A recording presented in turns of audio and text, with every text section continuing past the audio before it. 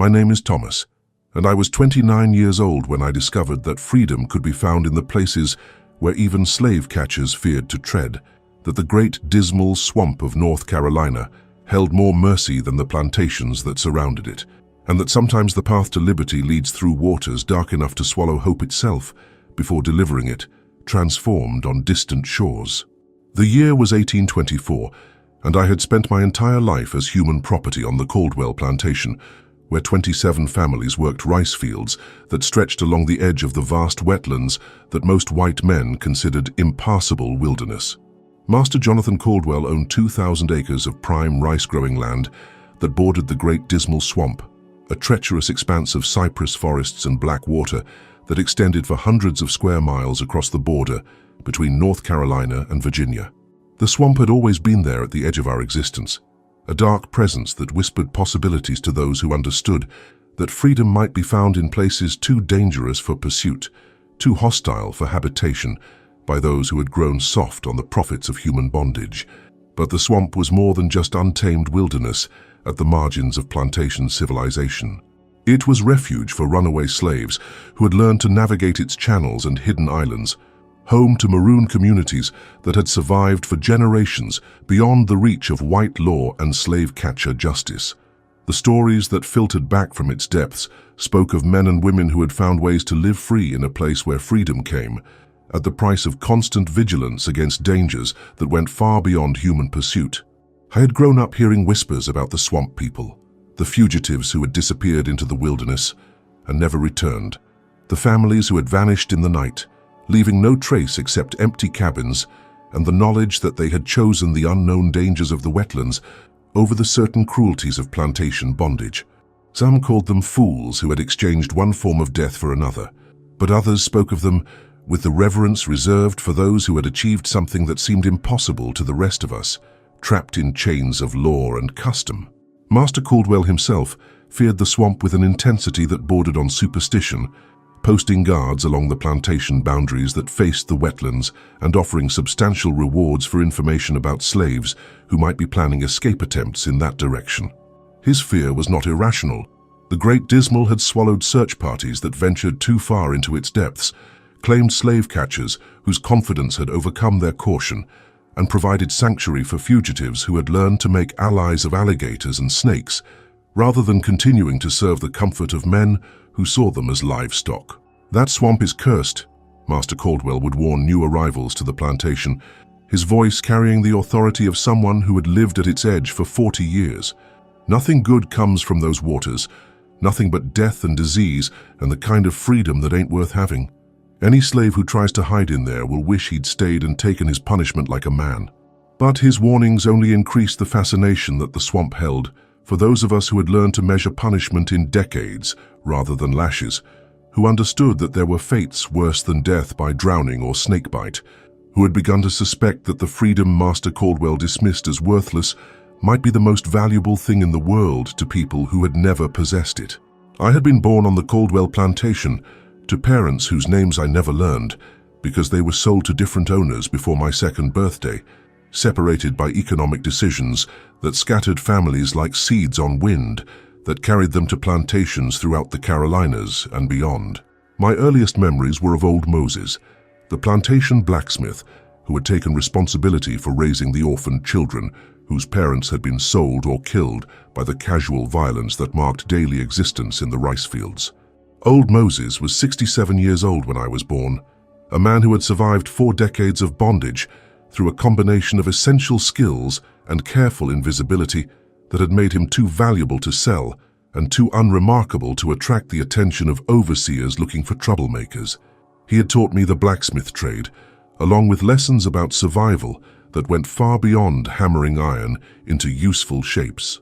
"The swamp knows things that plantation folks don't understand," he would say while we worked together at the forge,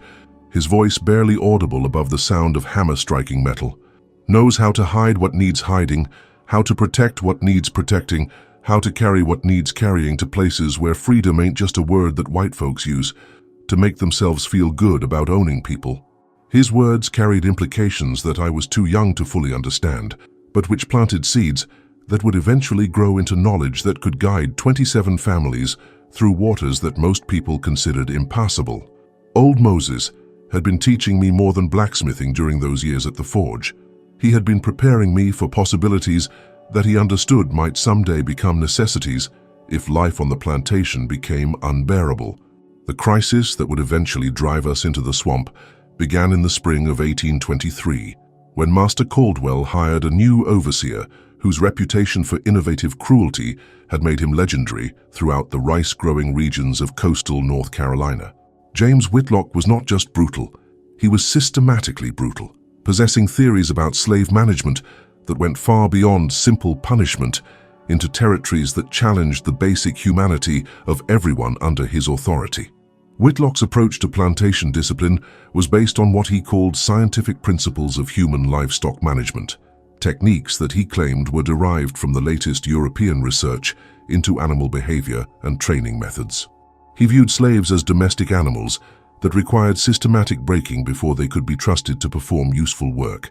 and he had developed elaborate methods for accomplishing this breaking that left psychological scars deeper than any physical wounds. His first innovation was the establishment of what he called breeding protocols that went far beyond the casual reproduction that had previously characterized slave population management on the plantation. Whitlock believed that human beings could be improved through selective mating, just like horses or cattle, and he began implementing programs designed to produce slaves with specific characteristics that he considered desirable for plantation labor. "We're going to upgrade the stock on this plantation," he announced during his first address to the slave population, his pale eyes scanning the assembled families with the calculating gaze of someone evaluating merchandise. "Some of you will be selected for breeding purposes based on your physical and mental characteristics, while others will be retired from reproductive activities to focus entirely on labor productivity." The implications of his breeding program became clear over the following months, as he began separating families that had been together for decades, pairing men and women according to criteria that had nothing to do with affection or compatibility and everything to do with producing children who would meet his specifications for ideal plantation workers. Husbands were separated from wives, parents from children, lovers from each other, all in service of genetic experiments that treated human reproduction like livestock management. My own family situation was complicated by Whitlock's arrival because I had recently begun courting Sarah, a young woman whose intelligence and strength had attracted his attention as potentially valuable breeding material. Sarah was 22 years old, born on a neighboring plantation, but brought to Caldwell property through a trade agreement that had valued her at $800 based on her health and reproductive potential. "That girl's got superior bloodlines," Whitlock observed during one of his inspections, his clinical assessment delivered within Sarah's hearing as if she were livestock being evaluated for purchase. "Strong bone structure, good teeth, intelligence that could be passed on to offspring who might prove exceptionally valuable. She'll be bred to the male with the best complementary characteristics, regardless of any personal preferences she might have developed." The casual dismissal of Sarah's humanity, her right to choose her own partner and control her own reproductive destiny, crystallized everything that was evil about the system that had shaped both our lives since birth. But it also marked the beginning of planning that would eventually lead 27 families through the Great Dismal Swamp to freedom that existed beyond the reach of breeding programs and scientific management techniques. The planning began in secret conversations with trusted members of the plantation community, people who understood that Whitlock's innovations represented a new level of dehumanization that made escape not just desirable, but necessary for anyone who wanted to preserve their basic dignity. Old Moses provided crucial knowledge about the swamp and its possibilities, while others contributed information about routes and resources that might make mass escape possible. "The swamp's got islands where folks have been living free for 50 years or more," Moses told me. "During one of our clandestine planning sessions in the blacksmith shop, got channels that connect to rivers that flow north toward Virginia, got places where families can hide while they learn the skills they need for surviving in the wilderness." His knowledge of the swamp's geography was comprehensive and detailed, accumulated through conversations with fugitives who had passed through the plantation on their way to freedom and through his own careful observation of the waterways that bordered our existence. But more importantly, he understood that successful escape would require more than just knowledge of routes and resources.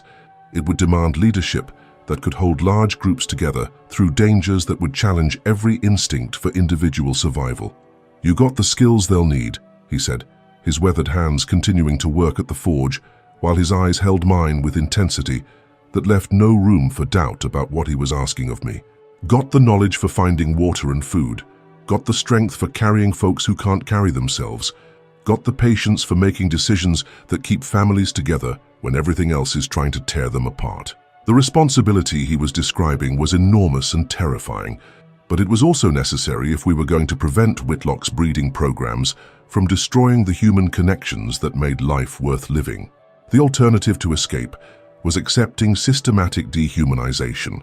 that would reduce us to biological functions, serving the profit margins of people who had never learned to see us as human beings created in God's image. As autumn approached, and Whitlock's experiments in human genetics began producing the first generation of children, conceived according to his scientific protocols,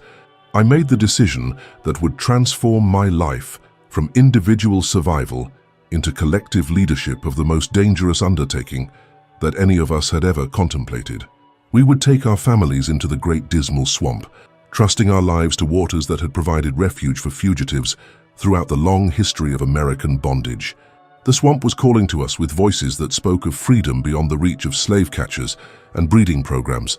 of places where families could remain together and children could grow up human rather than livestock, of possibilities that existed in the depths of waters too dark and dangerous for those who profited from our bondage to follow. I was 29 years old, and I had learned that sometimes the path to freedom leads through places that would kill you if you made the wrong choice,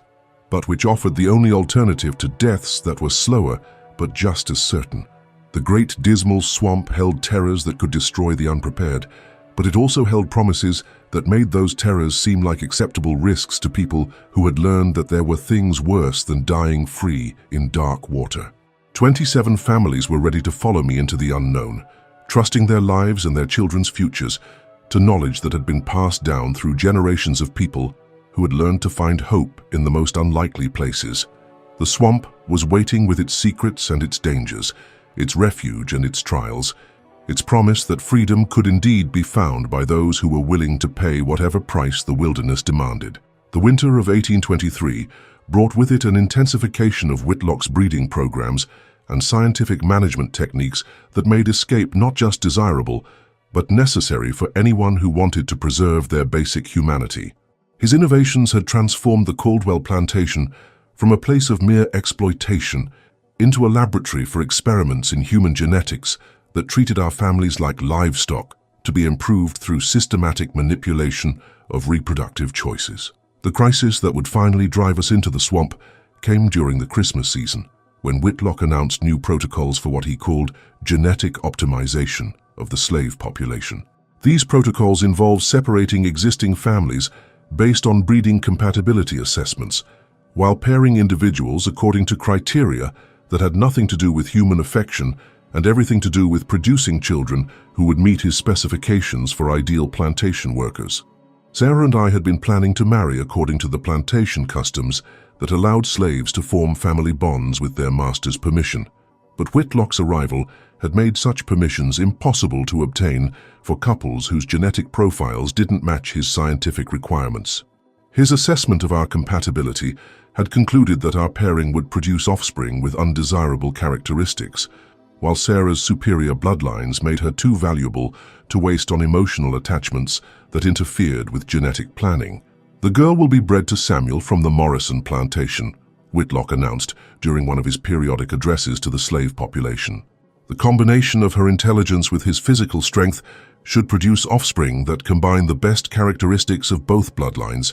while eliminating genetic weaknesses that might reduce their value as agricultural workers." Samuel was a man I had never met, selected purely on the basis of physical characteristics that Whitlock considered complementary to Sarah's genetic profile. The pairing would be enforced through measures that included separating Sarah from any contact with me or other men who might interfere with the breeding program, while Samuel would be brought to the plantation specifically for reproductive purposes. The casual reduction of human love to genetic mathematics was the final provocation that transformed our escape planning from theoretical discussion into immediate necessity. Sarah's tears as she listened to Whitlock describe her future as breeding stock for genetic experiments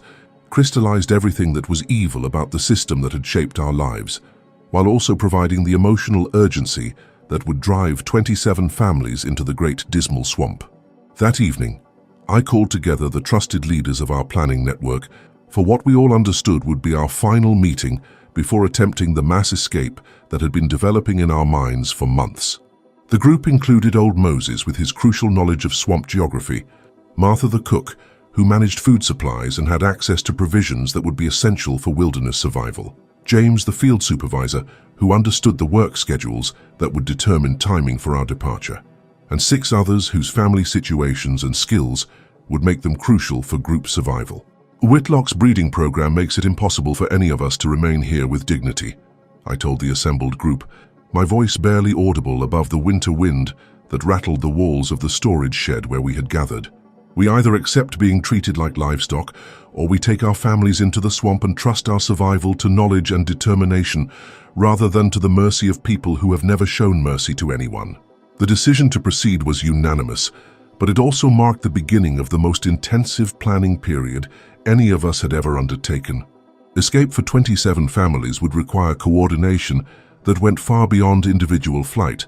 involving logistical challenges that included carrying children too young to walk long distances, transporting elderly relatives whose health might not survive wilderness conditions, and managing group dynamics that could either hold us together through crisis or tear us apart when survival instincts conflicted with collective responsibility. Old Moses provided detailed maps of swamp channels and islands that he had been accumulating through decades of conversations with fugitives who had passed through the plantation on their way to freedom. His knowledge included information about maroon communities that had been established in the deepest parts of the wilderness, settlements where escaped slaves had learned to live independently while providing assistance to newcomers who needed time to adapt to conditions that were completely different from plantation agriculture. There's a settlement called Haven Island about 30 miles into the swamp, Moses explained, while tracing routes on maps that existed only in his memory, but which were more accurate than any official survey. Been there for 40 years or more, got folks who know how to find food and fresh water, got shelters built up in the cypress trees where families can live safe from both slave catchers and the natural dangers that claim people who don't understand swamp survival. The existence of Haven Island provided a destination that made our escape attempt more than just flight into unknown wilderness, but reaching it would require navigating channels that were difficult to find even for experienced swamp travelers. The route Moses had identified would take us through waters that had claimed the lives of fugitives who had attempted the journey without adequate preparation or local knowledge. Martha's role in the escape planning focused on accumulating food supplies that would sustain 27 families during the journey to Haven Island, and the period of adjustment that would be required before we could establish reliable sources of nutrition in the wilderness. Her position as plantation cook provided access to foodstuffs that could be diverted gradually, without attracting attention, while her knowledge of food preservation would be crucial for making provisions last through the weeks or months that might be required for successful adaptation to swamp life. I can set aside dried corn, salt pork, molasses, and other supplies that won't spoil quickly in the damp conditions, Martha reported during one of our planning sessions. But feeding 27 families for an extended period will require finding ways to supplement stored food with whatever the swamp provides, and that means learning skills that none of us have needed before. The challenge of wilderness nutrition was one of many that would require us to develop capabilities that went far beyond plantation agriculture. But Old Moses' knowledge included information about edible plants and hunting techniques that had been passed down through generations of people who had learned to survive in the Great Dismal. The swamp contained resources that could sustain human life for those who understood how to identify and use them, but this knowledge would have to be acquired quickly by people whose survival would depend on rapid adaptation to completely unfamiliar conditions. James contributed intelligence about guard schedules and patrol patterns that would determine the timing and routes for our departure from the plantation. His responsibilities as field supervisor gave him access to information about security measures that had been implemented to prevent escape attempts, while his understanding of work schedules would help identify periods when our absence might go unnoticed long enough for us to reach the swamp before pursuit could be organized. "Sunday night provides the best opportunity," James reported after weeks of careful observation. "Guards are reduced because Whitlock doesn't expect escape attempts during periods when slaves are supposed to be resting, and morning work assignments wouldn't reveal our absence until Monday dawn, giving us almost 12 hours head start before search parties could be organized." The 12-hour window was barely adequate for 27 families to reach the deep swamp before pursuit began, but it represented the best opportunity we were likely to get for a mass escape that included children, elderly relatives, and people whose physical condition might slow our progress through difficult terrain. Success would require moving with speed that challenged every instinct to stay together and help those who were struggling with the demands of wilderness travel. But the most crucial element of our planning was developing group leadership structures that could maintain cohesion and morale during conditions that would test every bond that held families together. Escape would require people to trust decisions that might seem wrong in the moment, but which were necessary for long-term survival, while the stresses of wilderness travel would create conflicts that could destroy group unity unless they were managed by leaders who commanded respect and confidence. Each family group needs someone responsible for keeping their people together and following group decisions even when they don't understand the reasons, I explained during one of our final planning sessions. But the overall leadership has to come from people who understand that saving everyone means sometimes making choices that individuals might not like. The leadership structure we developed divided responsibilities among the most experienced and capable members of the group, with old Moses serving as navigation advisor, Martha managing food and medical supplies, James coordinating security and defense against pursuit,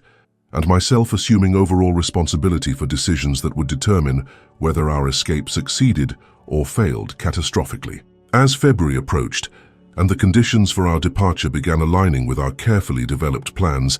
I felt the weight of responsibility for lives that would soon depend entirely on my judgment settling over me like a mantle that I had never asked to wear but which circumstances had made unavoidable. 27 families were preparing to trust their survival to knowledge that had been accumulated through conversations and planning sessions,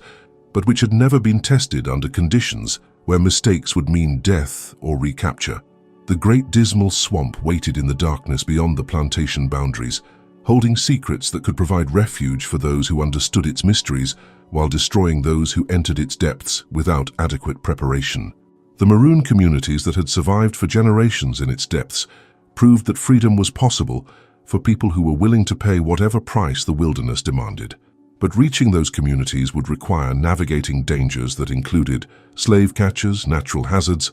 and the psychological challenges of leaving everything familiar behind. I was 29 years old, and I had learned that sometimes freedom could only be found in places where even slave catchers feared to follow, that the path to liberty sometimes led through waters dark enough to swallow hope before delivering it, transformed on distant shores. Sarah's future as breeding stock for genetic experiments had made remaining on the plantation impossible for anyone with basic human dignity,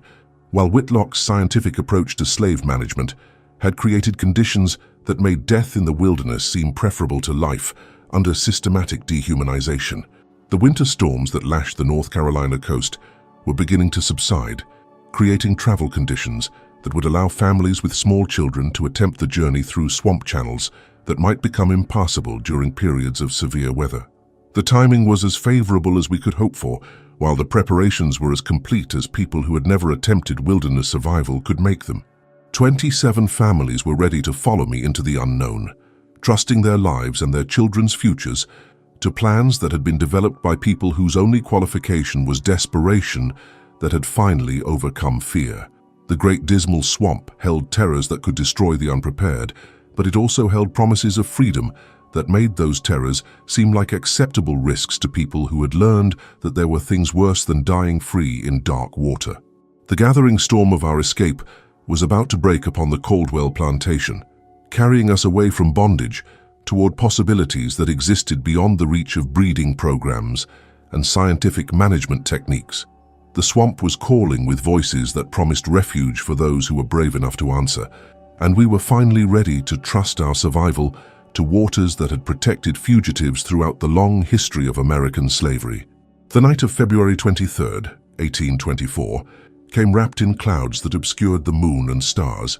creating the kind of darkness that could either serve as ally to fugitives seeking concealment or enemy to travelers who needed to navigate unfamiliar terrain. I stood at the edge of the Caldwell plantation, watching the last preparations as 27 families gathered whatever possessions they could carry while abandoning everything that had defined their existence for generations, lived in bondage. The departure itself was a masterpiece of coordination that had required weeks of careful planning to execute without alerting the guards who patrolled the plantation boundaries. Each family had been assigned specific responsibilities and routes that would bring them to the rendezvous point at different times, avoiding the kind of mass movement that might attract attention while ensuring that everyone arrived ready for immediate departure into the swamp. Sarah appeared out of the darkness, carrying a bundle that contained everything she valued from her 22 years of life, her eyes reflecting the same mixture of terror and hope that marked every face in the group that was preparing to trust their survival to knowledge that none of us had ever tested under conditions where mistakes would mean death or recapture by slave catchers whose methods of punishment were legendary throughout the region. "Are you certain about this path?" she asked, her voice barely audible above the sounds of families organizing themselves for a journey that would challenge every assumption they had ever made about what was possible for people in their circumstances. "I'm certain that staying here means watching you become breeding stock for Whitlock's genetic experiments," I replied, taking her hand in mine while scanning the darkness for signs that our departure had been detected by security patrols. The swamp holds dangers, but they're honest dangers that give us chances to survive through our own skills and determination. The contrast between known evil and unknown risk was one that every person in our group had to resolve for themselves, but the unanimous decision to attempt escape testified to just how unbearable life under Whitlock's scientific management had become. The breeding programs that treated human reproduction like livestock improvement had stripped away the last pretense that we were viewed as anything more than biological resources to be optimized for maximum productivity. Old Moses moved through the group with the quiet efficiency of someone who had spent 60 years learning to survive under conditions that would have destroyed weaker people, checking preparations and offering final advice to families who were about to discover whether their faith in his knowledge of swamp geography was justified by conditions they would encounter in the wilderness. "Remember that the swamp provides everything you need for those who understand its gifts," he told the assembled families, his voice carrying the authority of accumulated wisdom that came from decades of conversations with fugitives who had successfully navigated the dangers we were about to face. But it also claims those who panic or try to fight against its nature, instead of learning to work with forces that are older and stronger than human will. His words carried implications that went beyond practical advice about wilderness survival, suggesting that success would require psychological adaptations that challenged everything we had learned about the relationship between human beings and the natural environment. The plantation agriculture that had shaped our entire existence was based on controlling and modifying nature to serve human purposes, but swamp survival would require learning to adapt ourselves to natural forces that could not be controlled or modified. Martha's inventory of food supplies and medical materials represented the tangible resources that would sustain us during the initial period when we were learning to find sustenance in an environment that was completely different from anything any of us had ever experienced. Her calculations suggested that our stored provisions would last approximately 3 weeks if carefully rationed, providing time to learn foraging and hunting techniques that would be necessary for long-term survival. "The children will need extra food during the adjustment period," she reported, while distributing supplies among the families who would be responsible for carrying them. "And we'll need to find sources of fresh water immediately upon reaching the swamp, because the supplies we can carry won't sustain 27 families for more than a few days." The logistics of group survival in the wilderness were staggering in their complexity, but they also demonstrated the kind of collective planning that had made our escape attempt possible. Each family understood their responsibilities not just for their own survival, but for contributing to the welfare of the entire group, while leadership decisions would be made by people whose authority came from knowledge and experience rather than legal ownership. James had spent the final days before our departure conducting reconnaissance of the routes that would take us from the plantation to the swamp's edge, identifying hazards and opportunities that could determine whether our escape succeeded or failed before we even reached the wilderness that would test our preparation and determination. His military precision in planning security measures reflected understanding that success would require avoiding detection by patrols that had been specifically organized to prevent exactly what we were attempting. The path to the swamp crosses 3 open areas where we'll be vulnerable to observation, he explained while reviewing final details of our escape route. We'll move in small groups through these exposed sections, with scouts ahead to provide warning if patrol activity threatens our concealment. The security arrangements were crucial because recapture during the early stages of our escape would result in punishments that would make Whitlock's breeding programs seem merciful by comparison. Fugitive slaves who were caught attempting mass escape faced penalties that were designed to serve as examples that would discourage similar attempts by others who might be contemplating resistance. But the most challenging aspect of our departure was the emotional weight of leaving behind everything familiar,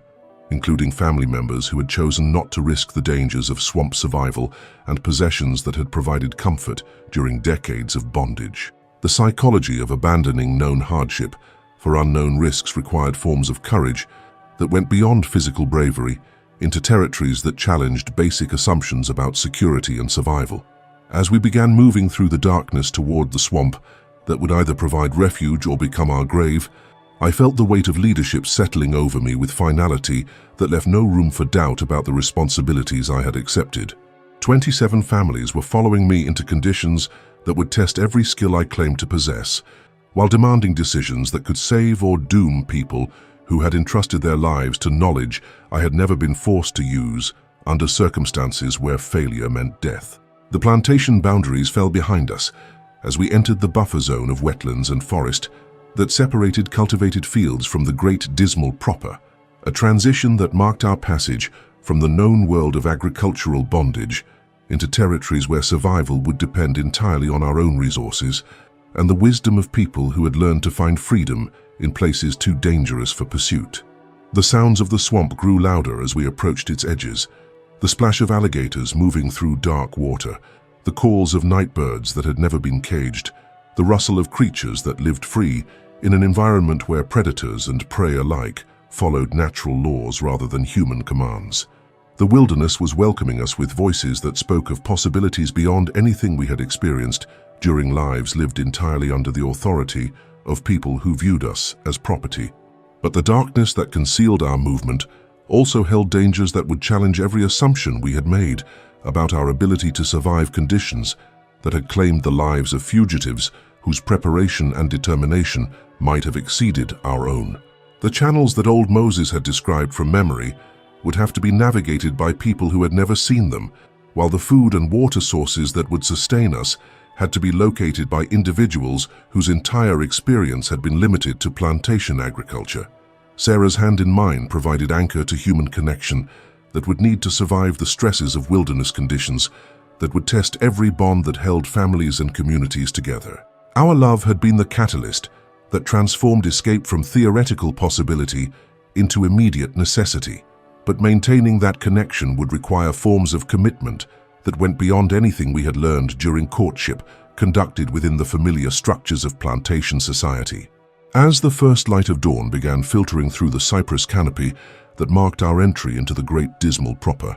I realized that we had succeeded in the initial phase of our escape. We had left the plantation without detection and reached the swamp before pursuit could be organized. But the real test of our preparation and leadership was just beginning, as 27 families began learning what it meant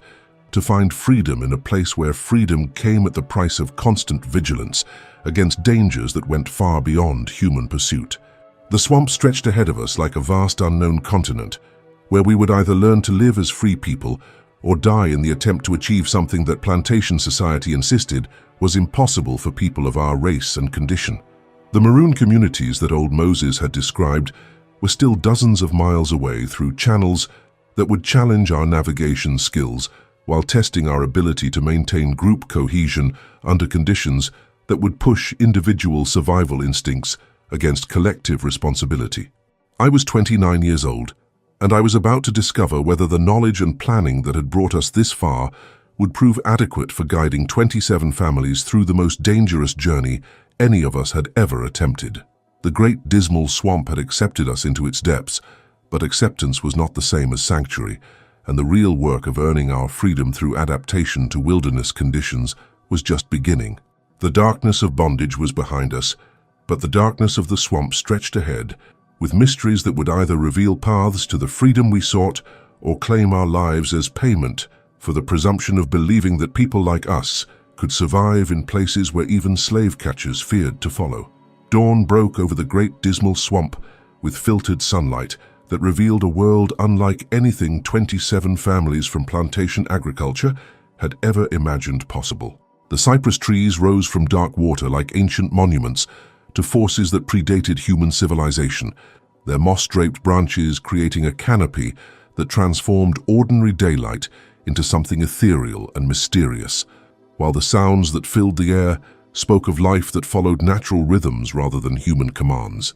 The first full day of our escape tested every assumption we had made about wilderness survival, as families who had spent their entire lives following agricultural schedules discovered that swamp survival required different skills and different understanding of the relationship between human needs and natural resources. The water that surrounded us was fresh enough to drink after boiling, but finding solid ground for rest and food preparation required navigation skills that none of us had developed during lives lived entirely on dry land. Martha's food supplies, which had seemed adequate during planning sessions, revealed their limitations when distributed among people whose caloric needs had increased dramatically due to the physical demands of travel through difficult terrain. The children especially required more nutrition than our stored provisions could provide indefinitely, while the elderly members of our group needed rest periods that consumed daylight hours we could not afford to lose if we were going to reach Haven Island before our supplies were exhausted. "We need to start supplementing stored food with whatever the swamp provides," Martha reported, after calculating consumption rates during our first morning in the wilderness.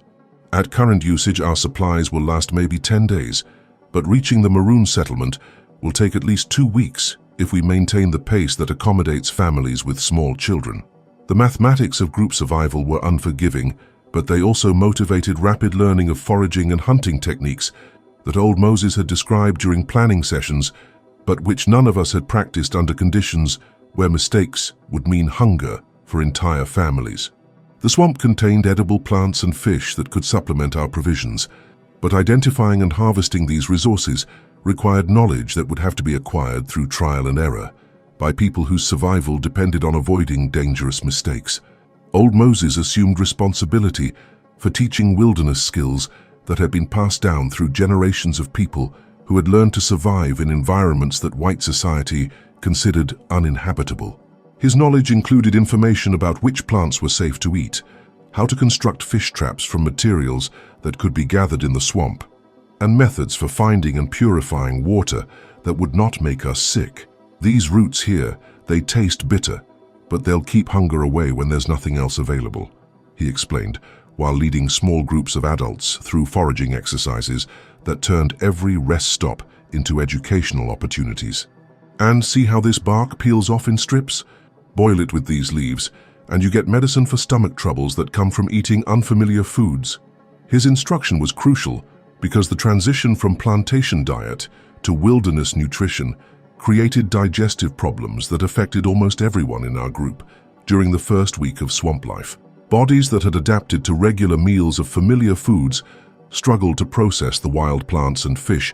that became our primary sources of nutrition,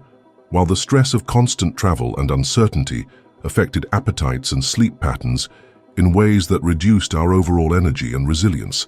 James organized security measures that would protect us from both human pursuit and natural dangers while maintaining the group cohesion that was essential for collective survival. His responsibilities included establishing watch schedules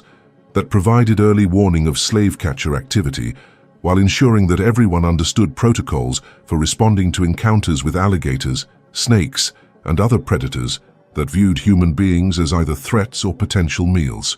The slave catchers will expect us to follow established escape routes toward Virginia or the coast, he explained during one of our evening planning sessions, conducted in whispers around fires that were kept small to avoid creating smoke that might reveal our location. But they also know about Haven Island and the Maroon communities, so we need to approach our destination carefully to avoid leading pursuit to people who have been protecting fugitives for decades. The security arrangements were complicated by the fact that we were traveling with children whose behavior could not be controlled with the same precision that adults might achieve, while the elderly members of our group sometimes required assistance that slowed our progress and created additional vulnerabilities that slave catchers might exploit if they managed to track us into the swamp. But the most challenging aspect of our wilderness survival was maintaining morale and group unity under conditions that tested every bond that held families and communities together. The romantic notions of freedom that had motivated our escape were quickly replaced by harsh realities of hunger, discomfort, and constant anxiety about dangers that could emerge from dark water or dense vegetation without warning. Sarah's strength during these early days of swamp life demonstrated qualities that I had recognized during our courtship, but which reached new levels under conditions that challenged every assumption she had made about her own capabilities. Her ability to adapt to wilderness conditions while helping other women manage children who were frightened by unfamiliar surroundings provided stabilizing influence that held family groups together when individual stress threatened to fracture group solidarity. The children need to understand that we're safe here in ways that we never were on the plantation, she explained to mothers who were struggling to comfort babies whose crying might attract attention from predators or pursuers. This place is strange, but it's ours in ways that plantation life never was and never could be. Her words carried truth that resonated with adults who were beginning to understand that wilderness hardships were fundamentally different from plantation oppression because they could be overcome through knowledge and effort rather than endured through submission to human authority. The alligators and snakes that threatened us in the swamp were dangerous, but they were honest in their danger, following natural instincts rather than systematic cruelty designed to break human spirits. The breakthrough that transformed our survival prospects came during the second week of our journey, when we encountered the first evidence that we were approaching territories where other fugitives had learned to live successfully beyond the reach of plantation society. Hidden markers carved into cypress bark indicated directions and distances to resources that would not be apparent to casual observation, while small caches of supplies had been established by people who understood that successful escape required cooperation between existing Maroon communities and newly arrived refugees. These signs mean we're getting close to established settlements, Old Moses explained, as he interpreted symbols that had been created by people who shared our circumstances but who had preceded us into the wilderness by months or years. The folks who left these markers want to help, but they also need to protect communities that have taken decades to build in places where discovery would mean destruction by slave catcher raids. The evidence of human presence in the deepest parts of the swamp provided hope that our journey would eventually lead to communities where we could learn the skills necessary for long-term survival while contributing our own knowledge and labor to collective efforts that made freedom sustainable for groups that were too large to survive through individual initiative alone. But reaching these communities would require navigating the final and most dangerous section of our journey, through channels that were known to slave catchers who specialized in tracking fugitives to their places of refuge. The approaches to Haven Island were monitored by men who made their living from the bounties paid for captured runaways, while the island itself was defended by people whose survival depended on maintaining secrecy about its location and the routes that provided access to its resources. The contact that would determine whether we were welcomed as refugees or turned away as security risks came during our 13th day in the swamp, when sentries from Haven Island intercepted our group at a checkpoint that controlled access to the channels leading to the Maroon settlement. The men who emerged from concealment in the cypress roots were armed with weapons that could have eliminated our entire party within minutes, but their faces showed recognition rather than hostility as they evaluated our circumstances. "Moses tells us you got 27 families looking for sanctuary," said the spokesman, a man whose scars testified to years of survival under conditions that had tested every skill he possessed. "That's a lot of mouths to feed and bodies to shelter, but it's also a lot of hands for the work that keeps communities like ours alive in places like this." The negotiation that followed was conducted with mutual understanding that both sides had legitimate concerns that needed to be addressed before trust could be established. Haven Island could not survive if its location became known to slave catchers, while our families could not survive much longer in the wilderness without access to established sources of food, shelter, and medical care. "We bring skills that your community needs," I replied, outlining the blacksmith knowledge that would be valuable for toolmaking and repair, the agricultural experience that could help expand food production, and the numerical strength that would improve defenses against slave catcher raids. "But we also bring commitment to keeping your secrets and contributing to collective survival rather than just taking whatever help you can provide." The assessment period that determined our fate lasted 3 days, during which representatives from Haven Island observed our group dynamics, evaluated our skills and resources, and tested our understanding of the security requirements that made maroon communities possible. The evaluation was thorough and sometimes harsh, but it was also fair in ways that plantation society had never been, based on capabilities and character rather than racial classifications and property status. The acceptance that eventually came was conditional and probationary, requiring us to demonstrate our value to the community while learning customs and procedures that had been developed through decades of collective survival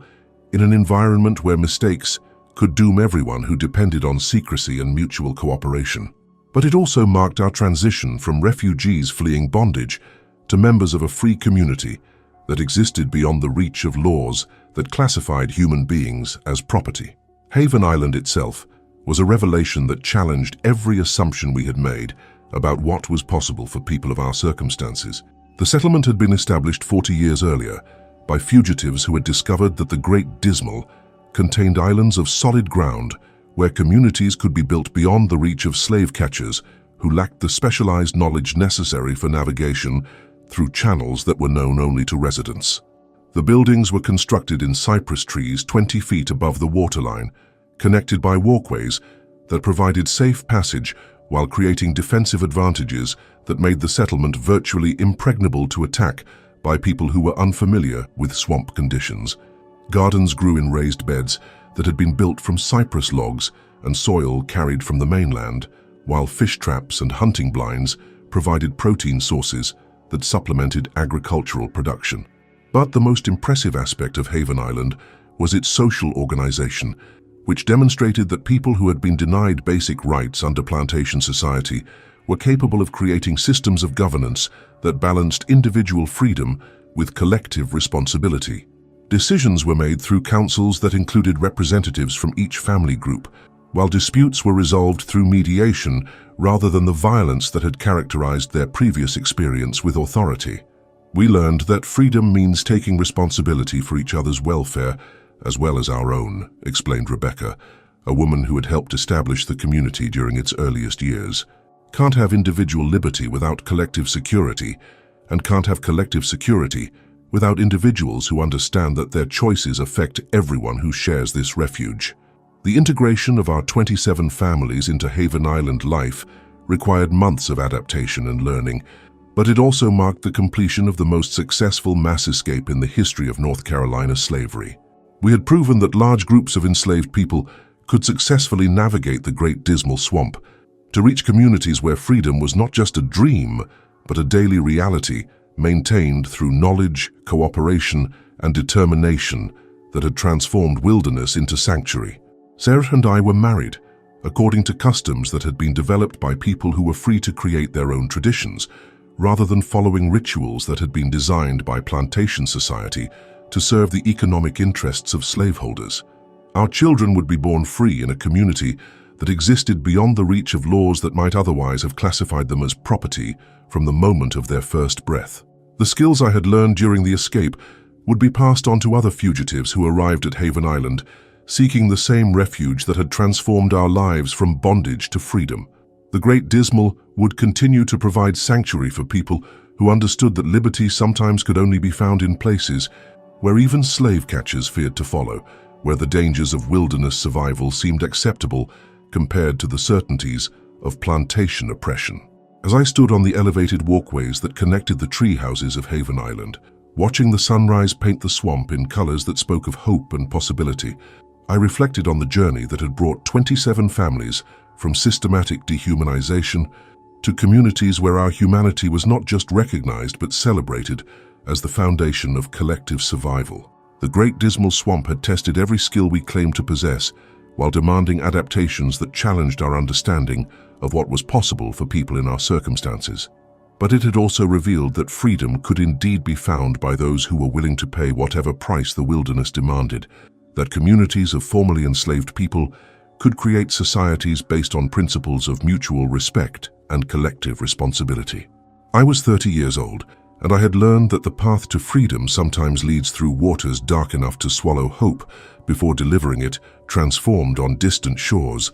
That wilderness survival could provide forms of liberty that were impossible under even the most benevolent forms of human bondage. The swamp had claimed its price in hardship and fear, but it had also provided refuge that allowed us to discover who we could become when we were free to make choices based on our own values rather than the economic interests of people who had never learned to see us as fully human. 27 families had followed me into the unknown and found not just survival, but community that existed beyond the reach of laws and customs that had shaped every aspect of our previous existence. The Great Dismal had proven that freedom could be claimed by people who possessed the knowledge and determination necessary to find it in places where others saw only danger and desolation. The seasons that followed our arrival at Haven Island brought with them a deepening understanding of what freedom meant for people who had learned to create their own communities beyond the reach of laws that classified human beings as property. The swamp that had tested every skill we possessed during our escape continued to provide both challenges and opportunities as we adapted to life in a place where survival depended on cooperation rather than submission, where authority came from knowledge and character rather than legal ownership. My role in the community evolved from escape leader to what the Island Council called guide coordinator, responsible for helping newly arrived fugitives adapt to wilderness conditions while contributing their skills to collective efforts that made long-term survival possible. The knowledge I had gained during our journey through the Great Dismal proved valuable for subsequent groups who sought the same refuge that had transformed our lives, while my experience with group leadership was crucial for integrating new arrivals into existing social structures. The success of our mass escape had created ripple effects throughout the slave communities of North Carolina and beyond, as word spread that 27 families had successfully navigated the swamp to reach maroon settlements where freedom was more than just a dream, but a daily reality maintained through collective effort and mutual support. The knowledge that such escapes were possible inspired other groups to attempt similar journeys,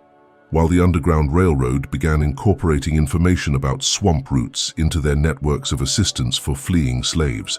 Sarah's adaptation to Haven Island life had been remarkable, as she discovered capabilities that plantation society had never allowed her to develop during 22 years of bondage. Her intelligence, which Whitlock had viewed only as genetic material for breeding programs, found expression in community organization and conflict resolution that made her a natural leader among the women who were creating new forms of social structure based on principles of mutual respect and shared responsibility. "We're not just surviving here," she observed during one of our evening conversations on the elevated walkways that connected the tree houses where families had built their homes.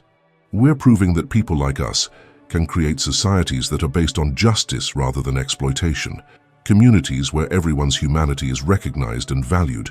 Her words reflected insights that had emerged from our collective experience of building a life together in conditions that required constant cooperation and innovation.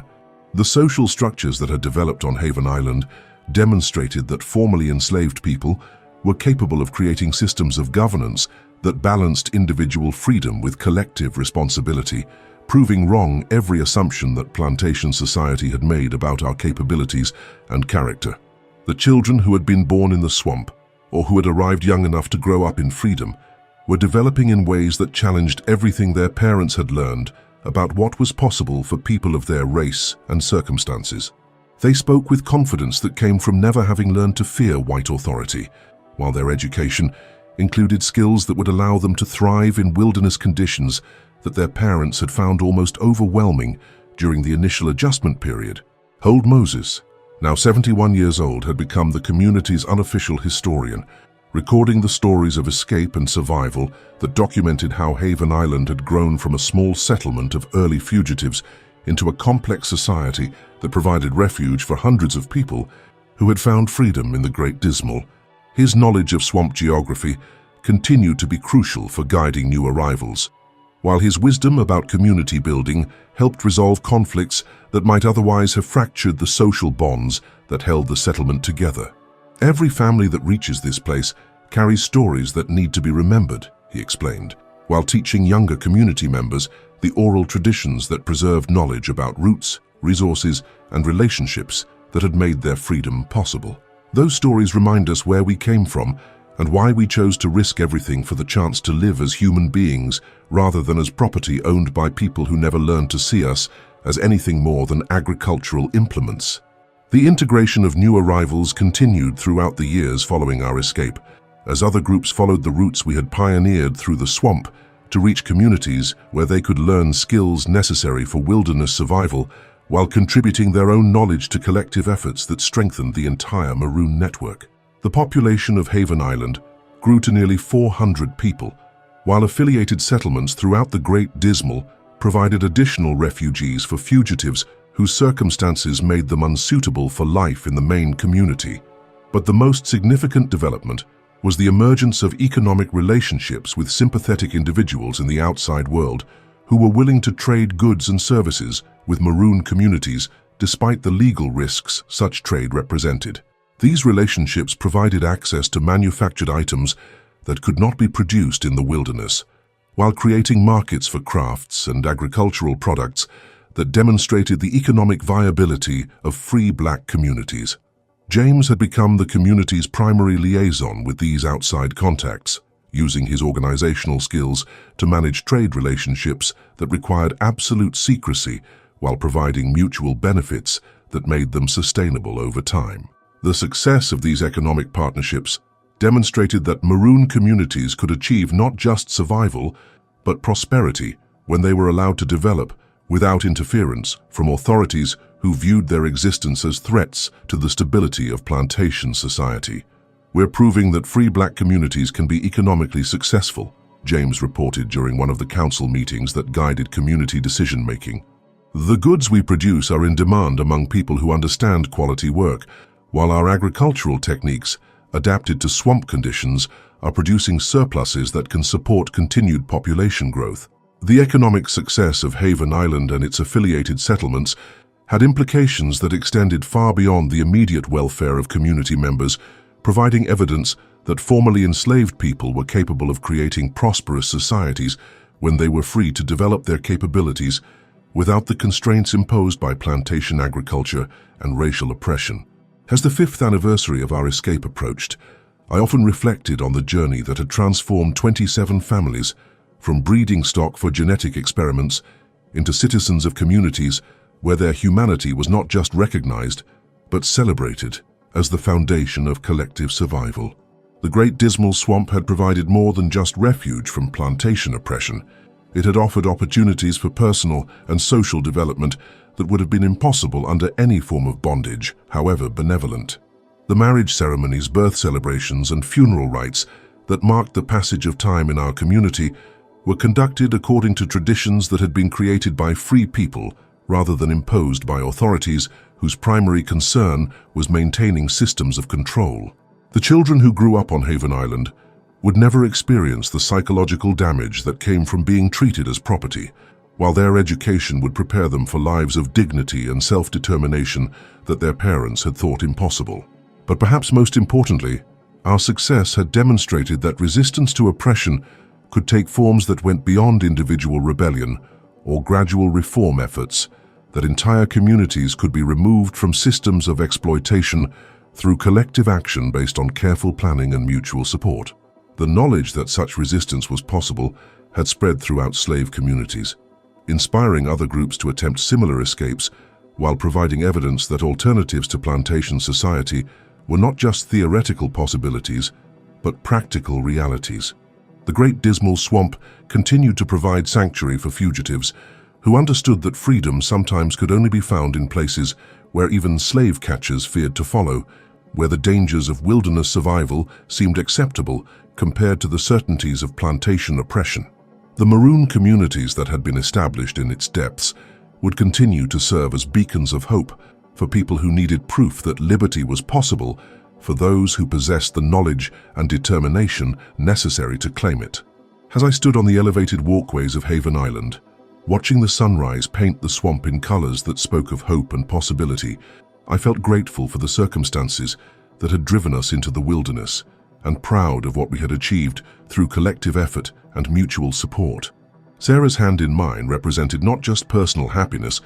but connection to a community where love could flourish without interference from economic systems that treated human relationships as commodities to be managed for maximum productivity. The path through the Great Dismal had been treacherous and demanding, testing every skill we possessed while requiring adaptations that challenged our understanding of what was possible for people in our circumstances.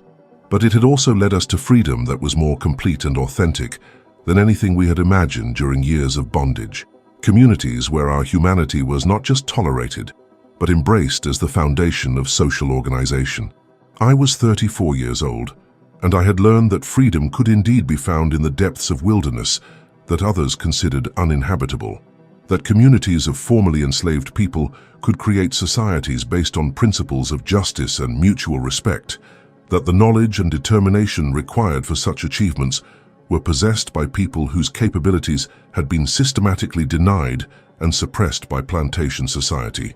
27 families had followed me into the unknown and found not just survival,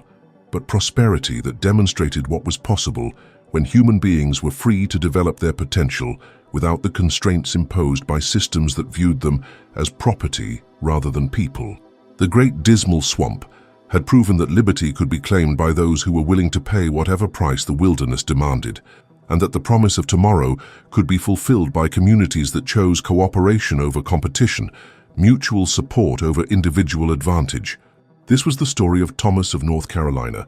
the enslaved man who led 27 families through the Great Dismal Swamp to freedom in one of the most successful mass escapes in the history of American slavery. His leadership during the harrowing journey through treacherous wetlands demonstrated that careful planning, local knowledge, and collective determination could overcome seemingly impossible obstacles to achieve liberation for large groups of people simultaneously. The maroon community of Haven Island that provided refuge for his group became a model for similar settlements throughout the swamp, proving that formerly enslaved people could create prosperous societies when freed from the constraints of plantation agriculture. Thomas's success inspired other mass escape attempts throughout the antebellum South, while the routes he pioneered through the Great Dismal became part of underground railroad networks that guided thousands of fugitives to freedom. His marriage to Sarah produced 5 children who grew up free in the swamp communities, never experiencing the psychological trauma of bondage while developing skills that allowed them to thrive in wilderness conditions their parents had found almost overwhelming. The economic partnerships that Thomas helped establish between maroon communities and sympathetic outside traders demonstrated that free black societies could achieve not just survival, but prosperity when allowed to develop without interference from authorities who viewed their existence as threats to plantation stability. He lived to see the end of slavery in 1865, serving as an elder statesman who preserved the oral histories of escape and survival that documented how hundreds of families had found freedom in places that others considered uninhabitable. The Great Dismal Swamp communities that he helped establish continued to provide refuge and inspiration long after emancipation, serving as proof that alternatives to oppression were always possible for those who possessed the knowledge and courage necessary to claim them. The echoes of Thomas's courage flow through the deepest waters, a reminder that freedom calls to those brave enough to answer. If these untold stories of collective liberation stir your soul, join our community. Subscribe to our channel to uncover more hidden truths from the shadows of American slavery. Your support helps us keep these powerful narratives alive, ensuring that the voices of those who led entire communities from bondage to freedom will never be forgotten.